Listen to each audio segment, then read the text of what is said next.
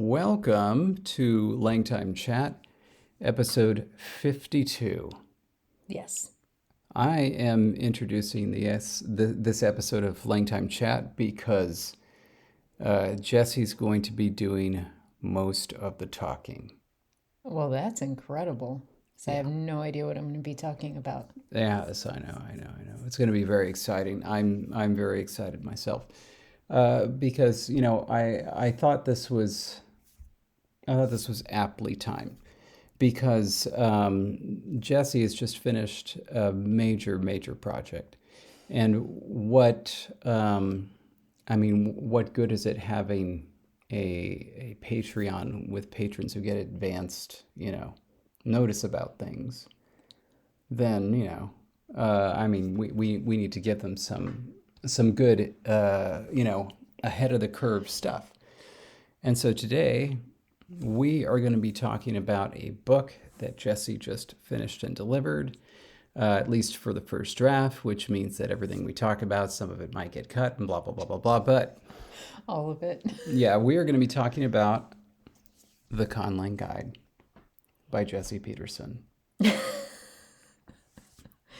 I hope you know what we're going to talk about within it, because I think my brain is done. I understand that. It's been quite a 4 years, 5. Yeah, so it started in 2019. Yeah. I think October. Yeah, it was October of 2019. Mm-hmm. Was when I signed the contract. And I'm still convinced something's going to go terribly wrong between now and publication. And so I'm still convinced it won't get published. But, Yeah. a measly 4 years later, a measly 3 years after I had told them I would have the manuscript to them, I finished it. Yeah. And so I thought it would be a nice time to talk about it now because we'll be able to talk about what it is at this stage. Mm-hmm. And so it'll be a nice, sneak preview, nice behind the scenes, glimpse at it in case it does undergo some kind of radical transformation in the next, 3 or so months. But anyway, let's start with the title because I really think that this is important.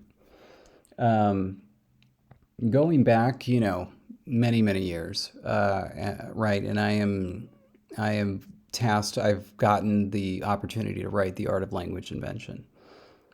And what I wanted The Art of Language Invention to be was essentially the Conlang Guide. In other words, I wanted it to be kind of like The Joy of Cooking, which is partly what inspired the title, The Art of Language Invention. Actually, the one who came up with it was my very good friend, Will McPherson, who after reading a portion of it, and when I was going back and forth about what to call it, suggested that's what I call it because that's what it was. And I thought it was perfect. It really fit in with The Joy of Cooking. Because The Joy of Cooking is this massive book, right? Mm-hmm. And like you could just open it and you're supposed to be able to do anything. And it's like, it's not only like it gives you recipes, it tells you how to do the basic stuff, right? If I'm remembering this right. I think so. Not having owned the book, I'm pretty sure. I'm just going to say yes. Like I think it does. Like it tells you like everything, like like how to knead dough, that type of thing, in addition to actual recipes. Anyway, that was what I intended it to be. I started writing it, right, because this is with Penguin at the time, which then became Penguin Random House, which, as you know, is not just a major publisher, but like they publish, mass market books. These are books that, you find everywhere. This is not an academic publisher or something like that. Anyway, my editor, Elda Roeder, wanted to see where I was at as I was writing. And I said, okay, let me finish up this first section and I'll send it to you. And I sent her the introduction, like the glossary that's at the beginning, and part one, which was just on sounds. And what I sent her was, I think, about 65,000 words. And like before even reading it very much, she emailed me back and said, David, I think we need to have a discussion here. We kind of envisioned that the book would be 72,000 words total. Well, And you needed to write a series. I know. That's it. You just needed to have sounds as book one. I know. And like, so, yeah, I was at 65,000 words. She was hoping for 72,000. I cut out 40,000 words almost from that section. And it also changed the way I wrote the rest of the book at that point. I pared down a lot of things. I cut down a lot of things. There were a lot of things that were left out. And so I produced what I did. And it was pretty good for what it was. But what it was not what I intended it to be. I intended it to teach you everything about conlanging. And that's not what it was. Even with the expanded chapter, that's not what it is today. Which is something that always makes me a little sad. Now, jump forward several years, and Jessie's just turned in the first edition of the Conlang Guide, which at present sits at almost, I mean, it's just 48 words shy of 166,000 words. Yeah. And that's, well, so fun fact, I don't remember our agreed upon word count. And when I got the contract, I was using one email address that I no longer have access to. And I downloaded all of my emails from that email account, and then my iMac died where it was downloaded. And so at the end of writing this book, as it just kept getting longer and longer, and I started kind of thinking, gosh, I would really do well to remind myself what the word count was. I no longer had access to the information. And so I just kept writing because I was like, you know what? I just need to get it all out. And if it has to be cut, something has to be cut. I'll figure it out. But yeah, so it's, I think, anywhere between 25 to 45,000 words over the agreed upon word count. Might be.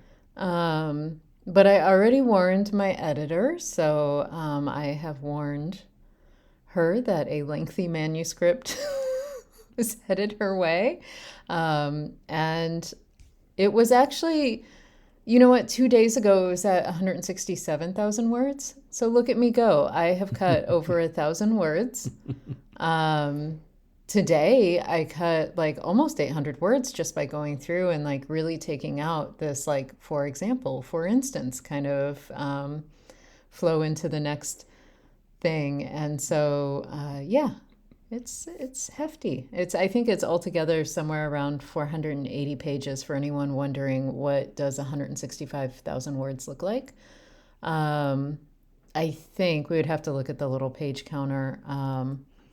Or actually, we can just look at the table of contents because yes, because the index is the last page right now, which, by the way, this does not include the index that will eventually need to be made. So that's a whole nother thing.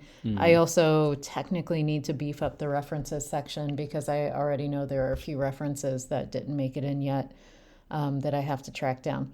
So it's over 480 pages and over 166,000 words by the time all that happens. Ooh, I think I accidentally touched it too voraciously, and I think we're still being recorded though. It's just, it felt like something changed on your computer when I did that, but Oh no, it's fine. we're still going. Yeah, okay. yeah. But anyway, so yeah, that's what that many words looks like, sounds like, or is broken into. Yeah. So, anyway, I thought it would be fun today to kind of go into it, talk a little bit about it, how you structured it, what's neat and interesting about it, how it's different. But I have to say, so I've, of course, read the whole thing. I've read several iterations of different chapters, but I've also read the latest. I think that the title is apt. This really is something that can teach you how to create a language from the ground up. It's in, if you look at the art of language invention as a guide to teach you how to create a language, this book is far better. Uh, I think that the art of language invention is entertaining. Yes, it is. And It's there's some neat things in there, but more fun. this is the book that you want to get if you want to actually learn how to create a language. So anyway, yeah, let's kind of start with the table of contents. Well, well, and also just to set the scene, this is David mentioned his book is mass market. This is very much academic textbook, and Mm-hmm. so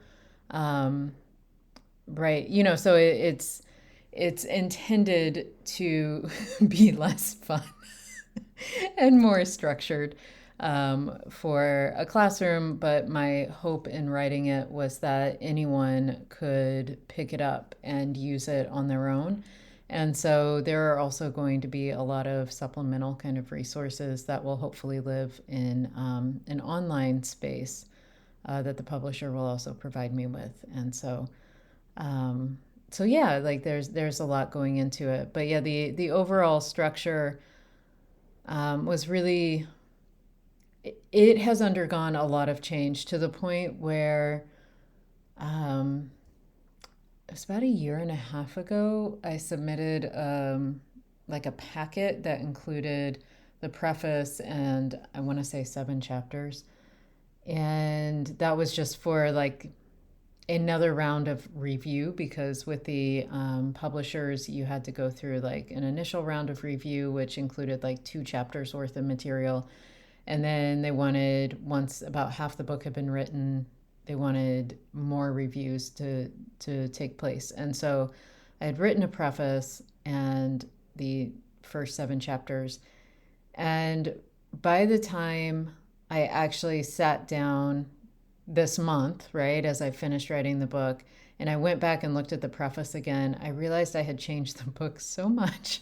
I had to rewrite the whole preface because it just no longer applied, including those original 7 chapters that I had sent. I had just reorganized.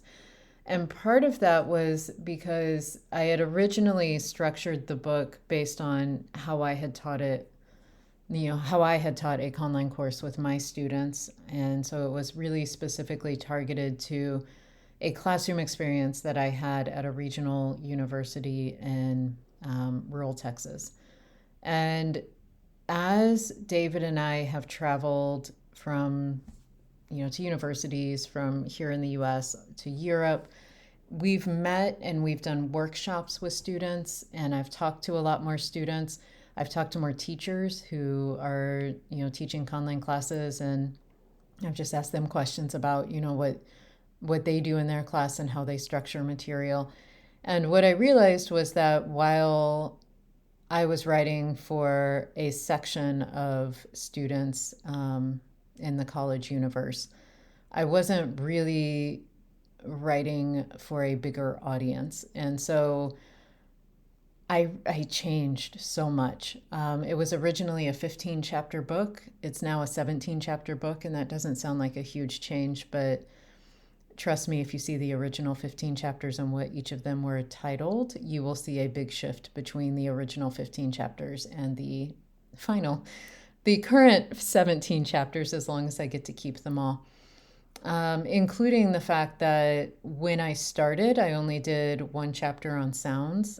And part of that is me just not liking sounds as much. But part of that was that, that was the area that you start out with students, and it's almost like you kind of want to rush through that to just say, pick a foundation, we're going to move on and do bigger things, because it's like students can get bogged down in those sound. If they're not used to learning IPA and they're not used to using, sound charts and thinking about sounds from other languages, sometimes it's good to sort of rush through it and be like, we'll pick it up and we'll come back to it as you need it for your language. And so, yeah, originally there was 1 sound chapter and now there are 3. And so things like that have happened. Yeah, it's it's really nice because I mean, I would just love to. I would have loved for the art of language invention to have been able to go into this much depth. Yeah. Mm. Anyway. Yeah, it's so hard when you're dealing with editor expectations, and specifically for something that could be treated as a more academic topic being published by somebody who expects it to be mass market. You just, I mean, the expectations are absolutely at odds in so many ways, and I think that's one of them is the depth.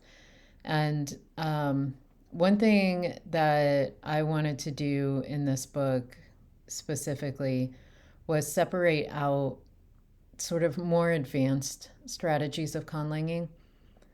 And so for me, it's important that this book could be used by brand new beginners who are just learning linguistics, and also be used by students who know a lot of linguistics and have a lot of background, or that have created a language before. And so just have that background coming in. And so the first two chapters just sort of set up a scene because they define what is a natlang in chapter 1, what is a conlang in chapter 2. And so it's like these first two chapters, for someone who's familiar with linguistics and conlangs, you can literally just skip them, right? Mm-hmm. It's like you don't need it.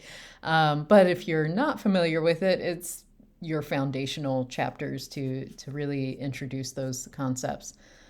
Once you hit chapter 3, that's where the work begins, so to speak.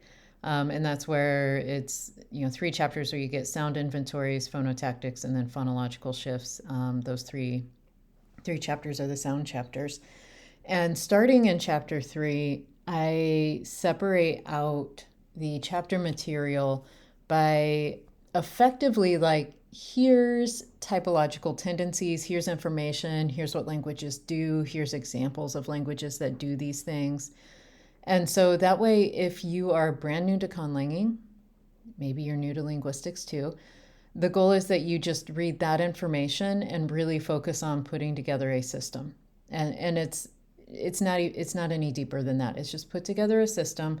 Here are some ideas, here are some tips. If you're not sure where to start here. Like I give a sound chart to say, here, use these sounds, just to sort of help people get started. And then throughout the chapters, there are these gray boxes, and those are the more advanced sections. And so those are where things like language evolution are introduced, grammaticalization, sound changes to change your sound inventory, and so on. Those are the areas where you can be more challenged, where you can, try a different way of constructing a language.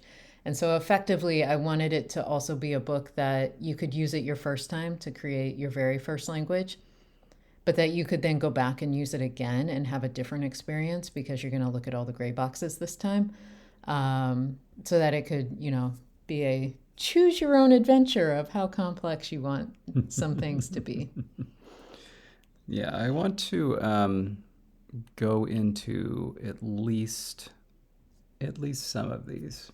By the way, So this is not bookmarked. It's the table of contents generated by pages no, I based know. on, and so because of that, they're not bookmarked. However, if you're looking for a particular chapter, I think I remember what's in each of them. No, I know. No, they're bookmarked right here. They are bookmarked. Oh, Oh, did you thank not you, know that? Pages. Pages just did Yeah, I it's haven't not been over here, using but them. no, yeah, here I was looking at the chapter names to remind myself where I wanted to be. And as David thinks I about think it's that, I will say another way that I tried to make this more sort of academically or classroom suited is that for the 17 chapters, if you think about a typical semester long course, you get either 15 or 16 weeks for a class. And assuming that you do the first 2 chapters in either one day or 1 week, because again, they're just there to sort of set the tone of here's what a natling is versus here's what a conlang is, then the book is structured so that you could spend a week on each chapter, for a semester long course. Yeah. Here, wait. I'm going to jump to a nice example, I think, of comparing the advanced sections versus the basic sections is that um, Jessie has written up an incredibly detailed small section on converbs with demonstrations for how they're used in a couple of languages, um, Lithuanian and a language you might have heard of called Nekachti, by none other than Bibleridian. This is one of the delightful things about this book. There are examples throughout it, and the examples come from both natural languages and constructed languages, and they're treated fairly evenly and used just expertly. But this is the type of thing where it was like talking about converbs. Absolutely never would have gotten to that in the art of language invention. It just never would have happened. Um, and if I ever did, it would be the type of thing where it's just a list. Here are some other things that you can do. And I was just like trying desperately to shove stuff in and keep the word count. Probably would have put it in a table. But this is just such a lovely example of how it works. And I was hoping that, here, let's see. Were you going to read an example? Yes, I was. Okay. And it's going to be hard for me to choose necessarily the best one, but I would love to read several parts because the thing that makes this book so important in that not just that it exists, not just that it has the content that it does, but specifically that it was written by Jessie, is because Jessie has a kind of preternatural ability to write this kind of instructive nonfiction in a way that actually makes sense and is actually quite readable and enjoyable, and where when you get to the end of it, you actually understand what was said. Anybody who's gone through school and has had a textbook knows that that is not a given with a textbook. It's like, theoretically, it's like, well, this is what a textbook is supposed to be. And yet, I'm sure all of us have had the experience, it doesn't matter the subject, where you read a paragraph in a textbook and you get to the end of it and you feel like you haven't read anything at all. So you go back and read it again, and it's just like you're going through, struggling, looking at each sentence, and it's like, what on earth are they saying? And that's exactly the problem you don't have when reading Jessie's prose. It's wonderful. Anyway, so this is about converbs. She writes, converbs are underspecified in their relationship to the main clause, so the relationship is inferred from context. If I said, being afraid, noticing a snake, I didn't run away, it might sound a bit cryptic in English, but you could probably infer that I'm contrasting my fear to my not running away, and that my noticing of the snake is temporarily linked to my not running away. The English translation of the Nakachti sentence explicitly provides those connections with finite adverb clauses, but notice those connectors are absent in the Nakachti. Might help if you could actually see the Nakashti example. Well, you can read it. It's Here we go. It's up. And if you're familiar with the Nakachti Conlang showcase video, you'll know. Well, you may remember the sentence from Bibleridian's video. Yeah, I don't know where the stress is on this language, so I'm just going to guess. It looks like all four of these words should be stressed in penultimate position. So I hope that's right, Mr. Leridian. Rastasa ithrikse mekiti tsikani. And that is, although I was afraid, I didn't run away when I noticed the snake. Now, there's four words here, all right? The first word, rastasa, that's be afraid in the converbial form, okay? So rastasa is just although I was afraid, okay? And it's kind of like being afraid or something like that. Ithrixe mekiti, and that's noticing, the snake noticing, again in the converbial form. And then the actual verb of the sentence, tsikatni, and that is I didn't run away. And so, yeah, you have these two like backgrounding pieces of information, one of which has an object. Um, and the converbial form does nothing but says, essentially, this thing is relevant to what we're about to say, and you kind of have to figure it out. And so that was what Jessie kind of explained. I'll just read this last paragraph too. Another common feature of converb constructions is that, like adverb clauses, their position is variable, so they may occur before or after the verb of the main clause. That variability may differ by language, but converbs typically have more mobility than participles and gerunds. If you want to create converbs in your language, some common lexical sources for their forms include adpositions and other verbs, especially in their participle forms, and that comes from Haspelmath. And basically, it's like after reading this section, I suddenly got how converbs worked. I've used them in one of my languages, in the language that I did for Thor the Dark World, which is called Shivaisi. And I'm pretty sure I did it wrong. Now that I understand how they work, I'm pretty sure I could do it right, and I'm kind of excited to try it again because like there's just so much that it could buy you. But yeah, I'm pretty sure I did it wrong, and I think it's because I didn't understand precisely their function or their source, because I think that is something else that could really help you. The source of the kind of the kind of converbial thing, because then it's like you understand kind of like the phrase that it came from and how that type of phrase was used, and then how it fits into the clause structure and so on. It just makes sense. Anyway. I will say the Haspelmath article that I cited for this section several times is amazing. And he wrote it in 1995. And I want to just say it's something like it's called Converbs or something like that, like Converbs in a typological perspective, or some title like that. It's an article that you can access, freely online. So if you look it up, you'll be able to download it without any sort of paywall or anything. And it was, in my opinion, the clearest article that I have ever read about converbs and what they are, which helped me write this section because, not going to lie, I have also been confused about converbs, including the fact that it sounds like it goes with our whole Conlang, con culture, con world, and it's like converbs, we're just constructing verbs here. Like, how is this a term?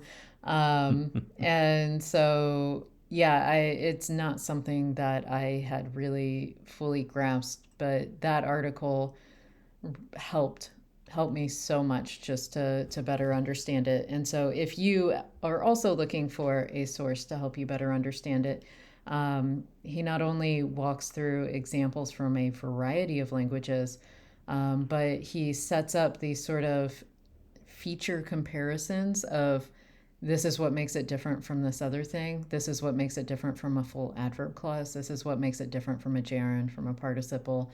And he outlines I think at the end it's 4 specific features, it may be 5, where it's in every language that has a construction that they label as a converb construction. These are the 5 features that are shared, or the 4 features. I do think it may be 5 though.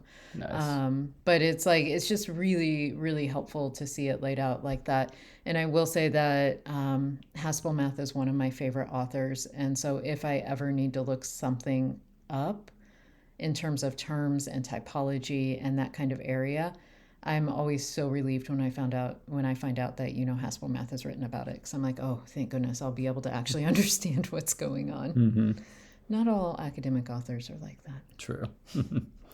By the way, I wasn't going to talk about this, but this is just another wonderful section. So 2 things I want to talk about here. This is adjectival comparison, or just comparison in general. The first thing that I really appreciate is, for a lot of these things, sometimes they're described in a very confusing way in the literature, not just by one author necessarily, but by everybody. And comparison is one such. Jessie did something really wonderful. She just said, she kind of looked through all the literature on comparison and said, you know what, we need to come up with a way to talk about this in a way that makes sense. So she just said, here are the three terms we're going to use: topic, quality, and standard. So topic is the referent being described. The quality is, whatever it is. And, the adjective part. And the standard is the thing that the topic is being compared to. I would say the quality and standard are used in most literature. Sure. There's a footnote to talk about some other terms. Oh, I was going to get to that. Okay, so David's going to get to that. Topic, though, is definitely one that is not necessarily used elsewhere. I think it's brilliant, though. I understand that topic has other uses in linguistics, but at least if you're just talking about comparison, it really helps to be able to tease things out because of some of the other terms that are used. And this is where I'm going to go to the footnote, which just made me chortle with glee. Jessie writes, I have also seen the term comparand for the standard of comparison, and comparandum or comparanda for the topic of the comparison. However, they are not used consistently, true, and they confuse the issue more than clarify it. Yes, they do. And so that was the footnote that just said, we're not doing that. Because indeed, it's comparand and comparandum or comparanda. Mm-hmm. Those are the two terms they came up with. It's awful. Just terrible. Yeah. So that's part one of this delightful section. Part two is that throughout the discussion of comparison, she uses one comparison. That is, there's a mouse, there is a turtle, and the mouse is smaller than the turtle. But she's also done her own illustration. There are illustrations throughout the book, all of them done by her. And you've seen her LangTime art. This is, the turtle is fantastic. This is the finest drawing of a mouse I've ever seen. It isn't, it's hard to believe that you drew it the way that you did, and I know how you did it, which was by hand on your iPad. It really is hard to believe that you did that. Just a perfect little mousey. Well, thank you. Absolutely and the mouse lovely. thanks you too. Mm-hmm. Yeah. Anyway, and then Jessie goes through a really exhaustive and thorough treatment of comparison, which is, I mean, I learned stuff. This is really, really good. Really, really good. Oh, and now I'm seeing a space that shouldn't be there. Anyway. Oh, no, I think that's there on purpose. There's sets. Never mind. That space is supposed to be there. No, I know. Yeah, I found like one of those, and I was like, oh, I think that's wrong. But then I looked. It's like, oh no, they're being grouped. Yeah. Anyway, yeah, it's Yeah, don't worry about that. as soon as you send something off, it's like, oh, I should have done this. Yeah. But yeah, this was sort of unintentional. So it was the grammar chapters that I think changed the most from my original conception of how I was going to organize the book to the final product here. Sounds got changed from 1 chapter to 3, which in and of itself is like, ooh, that was a change. But that was really more of just like expanding each section that was already in the original chapter and then turning it into 3 chapters. The grammar section was torn apart and put back together in a way that surprised me. And I was the one tearing it apart and putting it back together. And part of that was the natural extension of, oh, this chapter has gotten to be a monster. I need to figure out how to put other information together with it. And then part of that was also an extension of realizing that something I had given a larger treatment of did not need that big of a treatment in actuality, and could be explored in other ways. So all that is to say, the grammar chapters got significantly changed. I ended up, so as much as David talks about how awful verbs are, let me tell you that nouns are pretty just messy. And so I started with nouns because they're the more concrete thing to talk about, right? Like you can talk about concrete nouns. And so like after talking about just, some basic grammar type things, I I went into a chapter where it's like, let's talk about nouns and the inflections they can have. And so that, of course, introduced things like, case and number marking and things like that. And so it's like, once you start talking about all those options, though, suddenly you're at a very large page count for a single chapter. And I had planned on doing things like talking about pronouns in this section. And then I realized they don't fit. And on top of that, I wanted to make sure I covered some other elements of the noun phrase before talking about pronouns, because a lot of pronoun sources, if you're doing a language evolution, end up being linked back to things like demonstrative determiner forms. But if you haven't talked about demonstratives yet, you can't really talk about the pronoun sources. Yeah. And so it became sort of like this massive puzzle of what information do I present first, what's more likely to come before other things. And so nouns gets a chapter. A completely separate chapter is the noun phrase, because that's where I talk about articles and determiners, and then attributive adjectives if you have adjective forms. And so things that you find working with the noun phrase. And also, actually, I think adpositions gets covered in the nouns chapter, because I have to introduce it to talk about you may not want case, but you may use adpositions. And then suddenly you got to talk about these adpositions, which are a totally different thing. So anyway, those chapters covered that. A third chapter then introduces pronouns, and in a bizarre twist, this was the twist I didn't expect, that's where I started talking about verbs. Because when you talk about pronoun forms, quite often you can link that directly to forms that will show up for indexing, so like subject-verb agreement or object-verb agreement, whatever kind of agreement, if any, your language has. Not to say your language has to have it, but if it does, those forms are probably somehow linked to pronoun forms. And so suddenly I had a whole chapter just on these little nouns, a chapter on how can we expand the noun phrase, and then a chapter that combined pronouns and verbs. And I was a little bit flabbergasted. Mind you, it's just the introduction to what verbs can do. So this is like, we're just talking about how you can inflect verbs or provide markers to indicate arguments within the structure. And then verbs proper gets a whole chapter. What I didn't expect to have happen in terms of how I was laying out information was I sort of had these amorphous chapters that changed a whole lot, that came between verbs.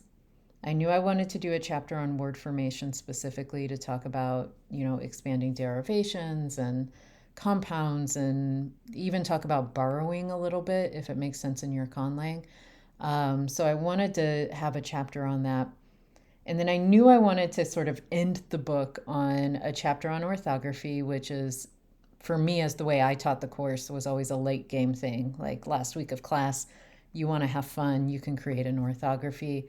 And then a translation chapter. So it's like I knew that's where I was headed. There were these kind of 2 chapters in between, though, that kept changing, and I didn't know what they were going to focus on. And I ended up sort of chunking up the material, and again, in ways that kind of surprised me, but in ways that sort of made sense as I was outlining it. And so it goes into like questions and commands, and then also dependent clause structures are all in one chapter as a way of talking about clause structures that go beyond a basic clause. And then it's after that you get into a chapter that effectively started as a chapter on adjectives, like, are you gonna have them? And so talking about equative clauses. So do you want a copular verb? yes, no. If you don't, here are some other options. And then comparative constructions got put in there. And some other things that right now off the top of my head I'm totally blanking on. But it ended up like I kept thinking, oh my gosh, I'm going to run out of material in these chapters. And at the end of the day, I did not.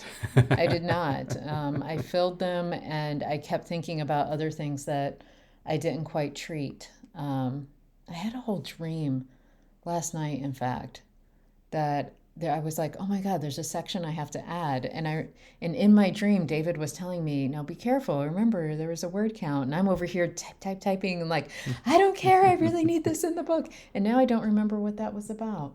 I wonder what section my dream was telling me I should add. Anyway, yeah. I think contravolutives, maybe? I think that's a word. Yes.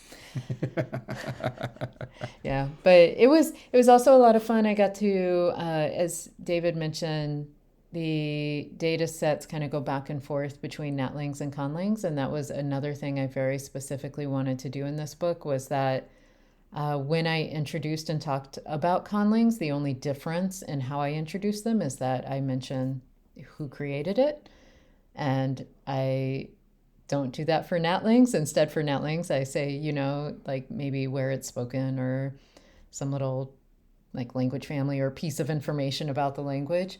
But otherwise, I did not want to highlight data sets as being any different if they were a conlang or a natling.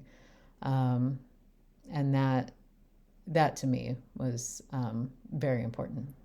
And I think that some of you listening will know, but for those for everyone else, you'll find a number of LangTime patrons in here and their languages. Yeah, there are quite a few LangTime languages in here. I think all of them except the Beaver language wasn't done That's yet, and so but definitely all the way through Howlwolf got represented in some way, shape, or form. So those are in there. And then Bibleridian, of course, we talked about Nakachti being in there. But yeah, Matthijs, they're both in there. yeah. So Matthijs, Jonathan, Yeah, that's right. Miles, and Jake. Um, who else? I don't remember. I feel It's like there been a was long more. time. There was more. Yeah. Anyway, but that was really exciting to me as well to be able to highlight a variety of conlangs. Some of them are more well known, and some of them just for ease of access. Obviously, a lot of David's languages showed up and they're more well known. But then I was really excited to be able to showcase work from conlangers that people maybe wouldn't be able to even find, because some of you haven't published your conlang grammars yet. And so some of this is like top secret information. And I get to be the one to publish it for the first time, this feature. And so anyway, yeah, that was really exciting. Something else that's a feature of this book it was a necessary feature, but that I had wanted to do and never did with the Art of Language Invention is that each chapter ends with exercises, and not because Jessie felt like it necessarily, but because the publisher was like, this is a textbook. There has to be exercises at the end of it. So there's exercises throughout, but at this point, I forget how long ago it was. But you came to me and you said, I have an idea, and it's something that I want to do in this book. And when you said it, I was like, I don't know if they're going to go for that, but give it a shot. And so one of the key features of the Conlang class that Jessie taught every 2 years was she would create a language alongside her students to kind of mirror their progress. And she added that feature to this book, creating a language for squirrels. Yes. Yes, I did. And yeah, it's introduced as exercises at the end of chapters. Not every chapter, because it doesn't make sense. It doesn't start until chapter 4, I think, is the first time students are asked to do something with at that point it's just called squirrelish. In fact, in the whole book it's just called squirrelish. They Yeah. don't know that I actually named it, because one of the exercises is brainstorm a name that you might use for the squirrelish language. Mm-hmm. um, but yeah, it started out more as a series of exercises to mirror another thing that I did with my students in the classroom. Was I had what I called a teaching conlang, where it's like I would just bring pieces of a language, like vocabulary items or whatever, and then students, whatever concept we were learning that day in class, students would work with those pieces to, like, if we're learning about word order, it's like, well, here's all these words. How would you order the sentence if it's subject, object, verb order? Just to make sure that students understand, like, what is the object in this sentence that you're trying to write, and those kinds of things. And by doing that, it was a way of playing with language pieces that didn't matter to the students. And so it's like they were less invested in, like, oh, it has to sound a certain way. Mm-hmm. It doesn't. It's like, really, the goal is just think about it. How would you do this? Now, how would the language look if it's, more agglutinative versus more isolating? Just kind of playing with pieces and have it as a way to learn. As a teacher, it's also something that you could assign these kinds of things to students. And at the end of the day, there's a right and a wrong answer, because you're looking for, like, did you understand the pattern? I gave you these 10 vocab items. I gave you the word order. I gave you these things. Did you put all the pieces together in a way that matches the parameters I set up for you? And it allows for a sort of evaluation of understanding concepts Mm-hmm. before students work on their own languages.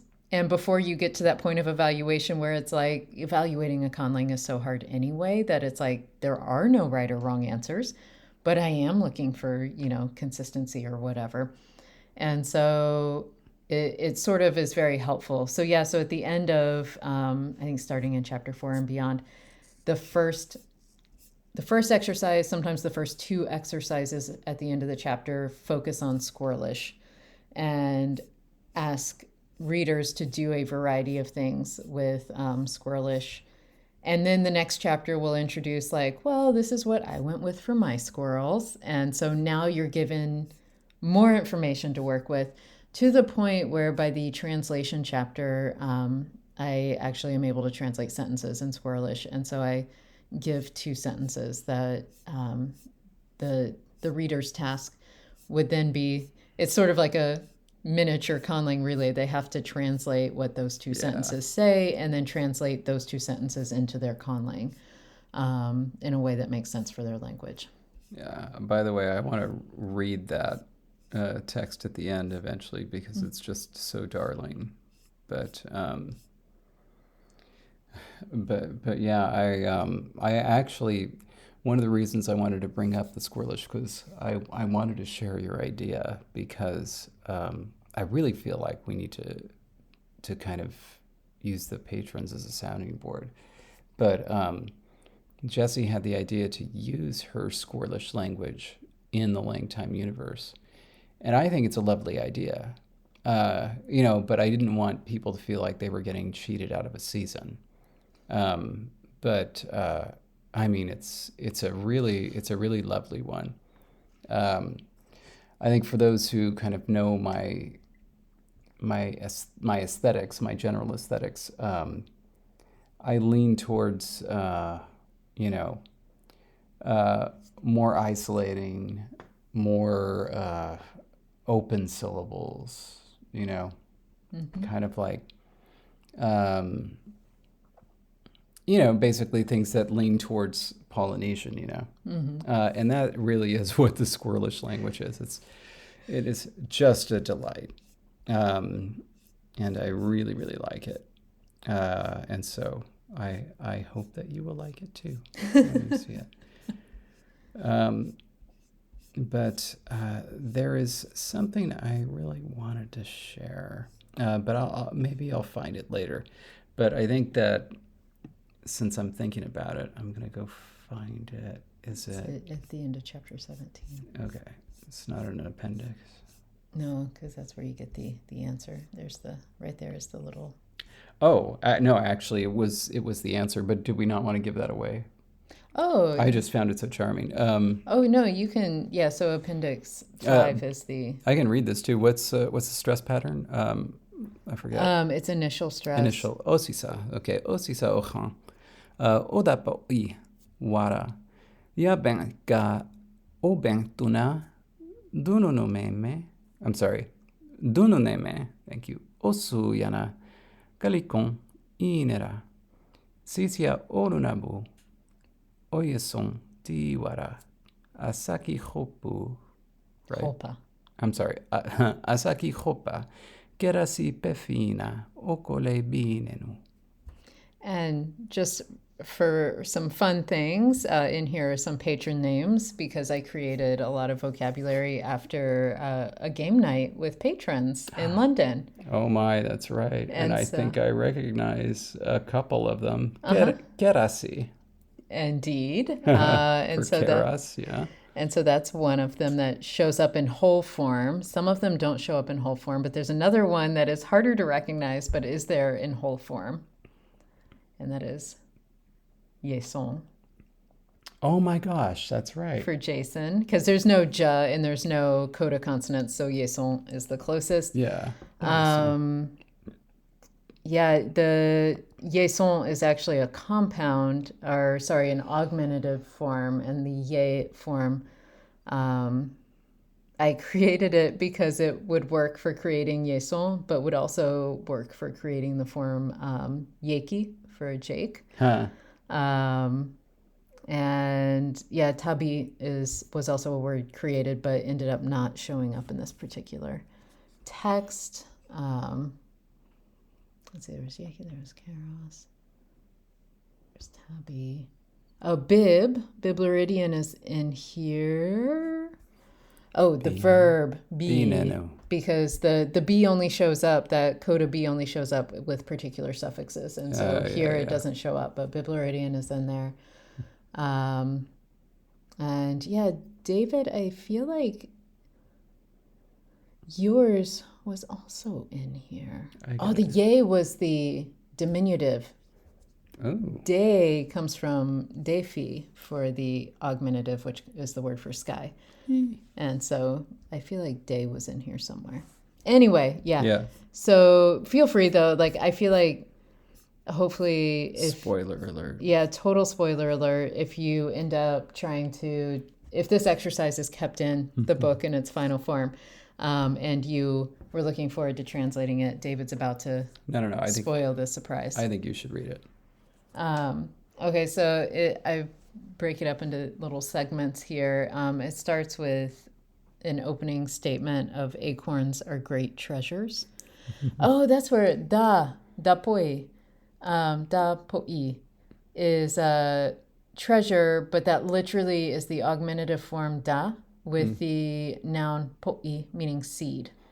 And so the great seed is the treasure. Oh, that's wonderful.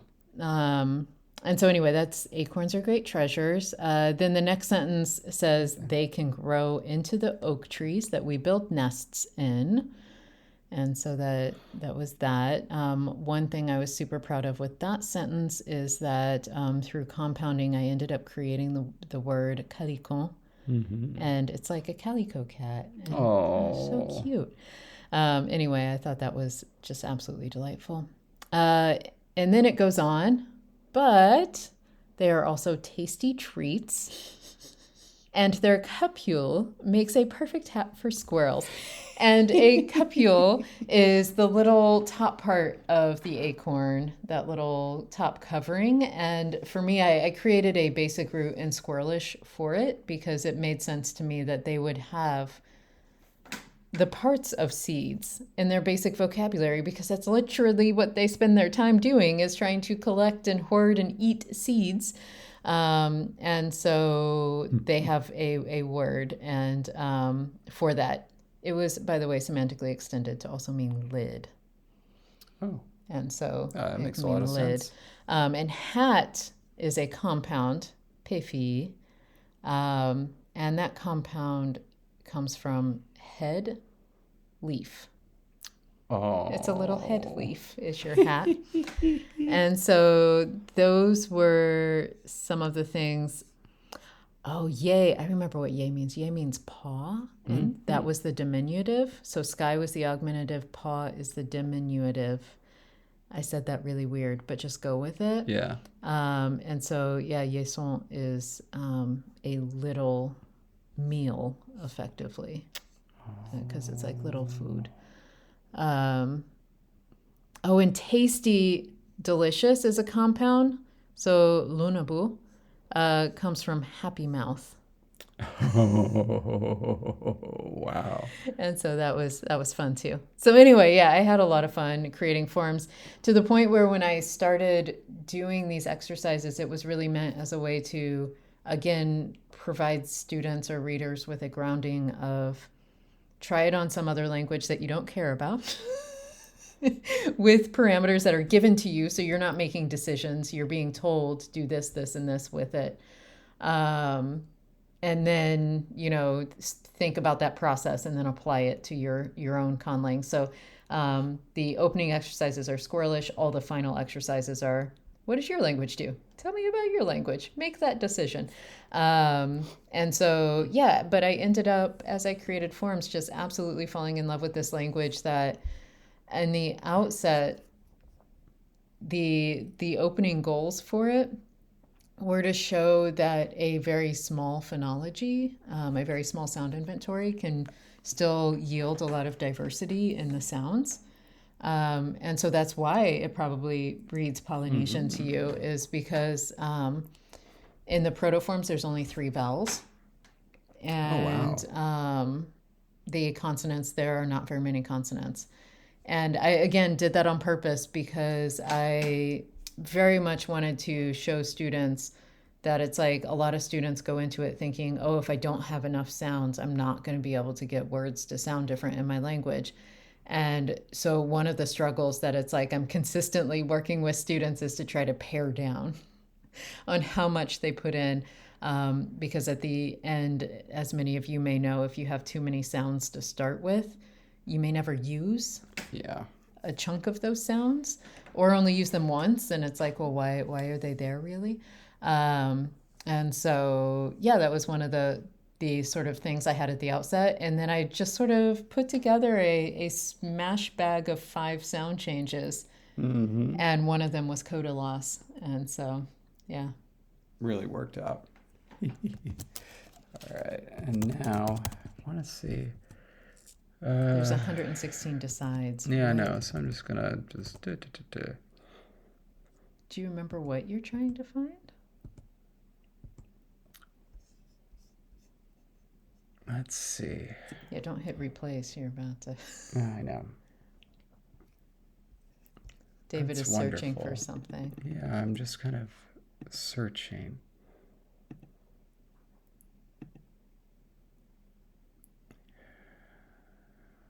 This is just a wonderful little example of something I think that's so wonderful about this book.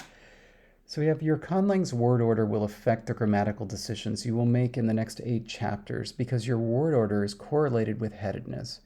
Whatever word order you decide on, you need to have a firm grasp on it before moving forward into the next chapter. Changing your mind about your language's basic word order can result in a lot of additional work down the road. Now, one of the complaints, or just something that somebody said to me once about the art of language invention, whether it was online or in person, I don't remember, is that it says a lot of stuff. There's a lot of information in there about stuff that happens in natural languages, but like, despite the title, it doesn't actually teach you how to conlang. And it's like it's on the one hand, it seemed like, dang, that's kind of a mean comment, but it's also kind of true in a way. Um, and it's like as I review it, it's like there isn't a lot of actual explicit, I guess, instruction, like overtly telling you do this, do this, do this. And I think that's because for somebody that really gets conlanging, that it just makes a lot of sense to them and they're ready to jump right in. You don't need somebody to tell you what to do. You actually just need a huge, you know, book like, the World Lexicon of Grammaticalization, like a bunch of grammars, just to see what kind of things you can do, and then you'll know what to do. You'll follow your own muse wherever you want, and you'll be off. You'll learn stuff along the way. You may learn to do things better or do things in a way that you like better. Um, but you don't need any actual instruction. But that's not true of everybody. Some people actually need that kind of direct, if you're going to do this, then do this. If you've made this decision, it has this impact. And that's the thing that you find everywhere throughout this book. And it's one of the things that makes it, I think, an infinitely better textbook and an infinitely better book to teach you how to create a language than The Art of Language Invention. It has basically everything in it. I mean, it's got so much stuff for advanced language creators, but I think it has the kind of scaffolding that beginners need that you don't get in something like my book. And honestly, just reading through it, I marvel at it. It's like, why didn't I think of that? Why didn't I think to say that way? This is so unbelievably clear. Why couldn't I have done that? But honestly, it doesn't really matter because now this exists. I didn't have to do it. Somebody else did it and did it better. Oh, thank you. And that is, honestly, I think that's the main takeaway from this. And that's why I'm so excited for this to, eventually come out. Obviously, this isn't the last step, but this is a huge step. I'm really, really proud of you. Thank you. All right. And that hopefully wraps up. It's hard without visuals, but I also don't know how many visuals I can give of the book anyway. But yeah, it is off to the hands of an editor, and we'll see where it goes from here. Right on. Love you. You too. All right. Stay grime, everybody. Bye.